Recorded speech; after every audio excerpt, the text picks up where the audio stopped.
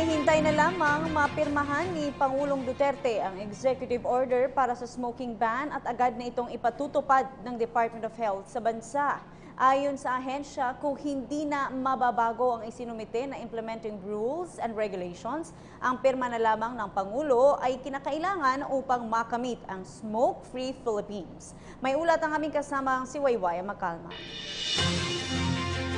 Pirma na lamang ni Presidente Rodrigo Duterte ang hinihintay ng Department of Health para tuluyan ng maimplementa ang smoking ban sa buong bansa. Ayon kay DOH Secretary Pauline Obial, ito na lamang ang kanilang hinihintay at kung hindi mababago ang isinumite nilang Implementing Rules and Regulations o IRR, para rito ay kaagad na itong maiimplementa. Isa sa mga nabanggit ni Obial na posibleng pataw sa smoking ban ay aabutin sa 10,000 piso oras na ito ay maipatupad. Ngunit kanyang klinaro na hindi nila ito ipapataw sa isang individual, bagkus sa mismong may-ari ng establishmento nila ito ibibigay. Kaya naman anya, isa sa kanilang gagawin ay ang pagtukoy sa mga public places sa buong bansa. Ang penalty is to the establishment and not to the individual. So it's 10,000 per establishment.